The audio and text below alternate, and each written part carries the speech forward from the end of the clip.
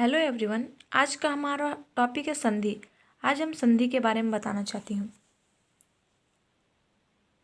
दो वर्णों के मेल से होने वाले विकार को संधि कहते हैं। दो वर्णों के मेल होने वाले स्वर को विकार को संधि कहते हैं। संधि संस्कृत का शब्द है। दो शब्द या पद जब एक दूसरे के पास होते हैं तब उच्चारण की सुविधा के लिए पहले शब्द के अंतिम और दूसरे शब्द के प्रारंभिक अक्षर एक दूसरे से मिल जाते हैं। संधि में जब दो अक्षर या वर्ण मिलते हैं तब उनकी मिलावट से विकार उत्पन्न होता है। वर्णों की यह विकारजन्य मिलावट संधि है। इस मिलावट को समझकर वर्णों को अलग करते हुए पदों को अलग अलग कर देना संधि विच्छेद कहलाता है। पद को अलग अलग कर देना संधि विच्छेद कहलाता है। विच्छेद का मतलब ही होता है कि अलग करना।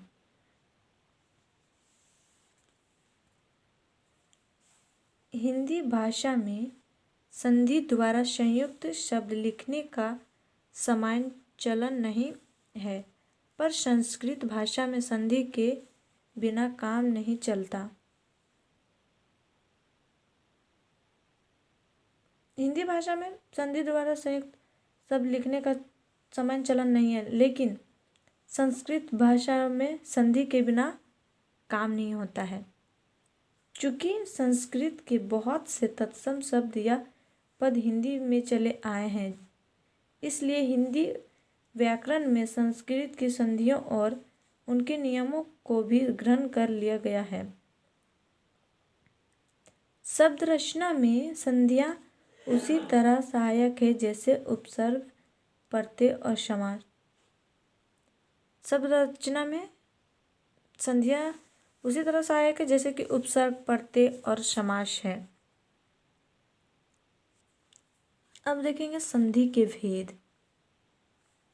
वर्णों के आधार पर संधि के तीन भेद हैं। वर्णों के आधार पर संधि के तीन भेद। पहला है स्वर संधि, दूसरा है व्यंजन संधि और तीसरा है विसर्ग संधि। अब हम लोग जानेंगे स्वर संधि किसे कहते हैं। दो स्वरों के मेल से उत्पन्न विकार अथवा रूप परिवर्तन को स्वर संधि कहते हैं। इनके 5 भेद हैं।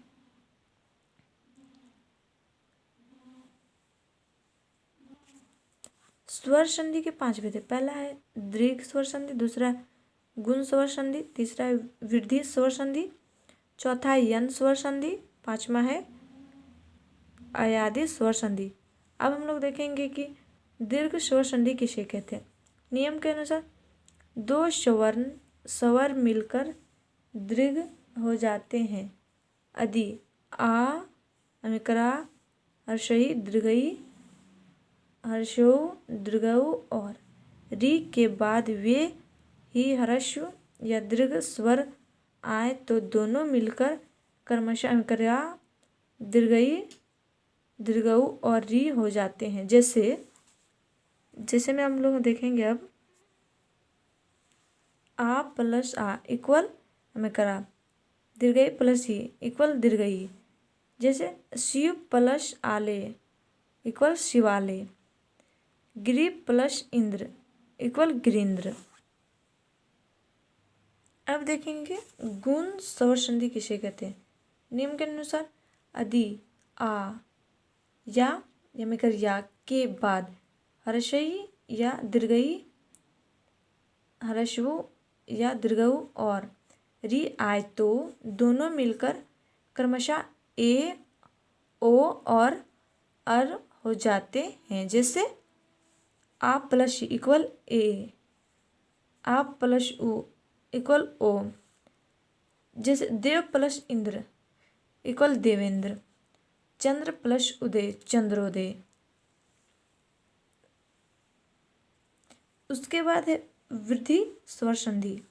नियम है यदि या अगर या के बाद ए या आय आए तो दोनों के स्थान में आव हो जाता है। जैसे आप प्लस ए इक्वल ए, आप प्लस ओ इक्वल आव।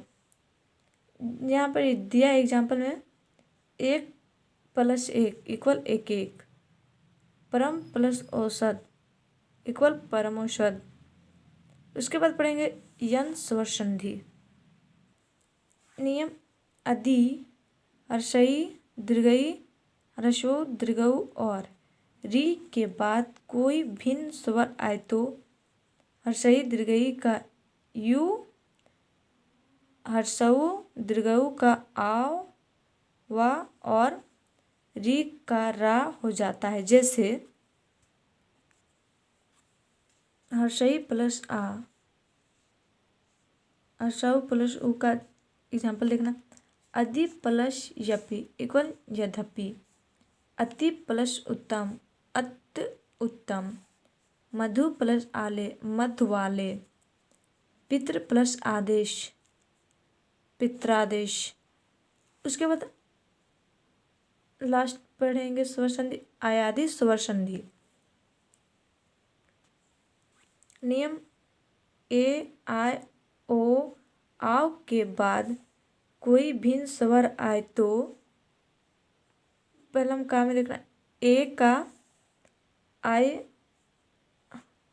खा में देखना ए का आय, गा में ओ का आव और आव का आव हो जाता है। जैसे का में दिया है ने प्लस यन इक्वल नयन, चे प्लस यन इक्वल चयन, खा में ने प्लस यक इक्वल नायक, गे प्लस यक इक्वल गायक। उसके बाद पो प्लस अन इक्वल पवन, श्रो प्लस यन इक्वल श्रवण, घा में देखना पाव प्लस यन पावन, श्रो प्लस यन इक्वल श्रवण। व्यंजन संधि। अब हम लोग देखेंगे व्यंजन संधि किसे कहते हैं। व्यंजन से स्वर अथवा व्यंजन के मेल से उत्पन्न विकार को व्यंजन संधि कहते हैं।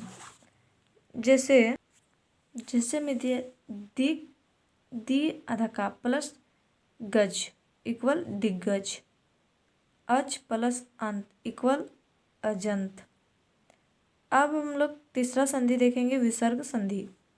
विसर्ग के साथ स्वर या व्यंजन के मेल से जो विकार होता है उसे विसर्ग संधि कहते हैं। जैसे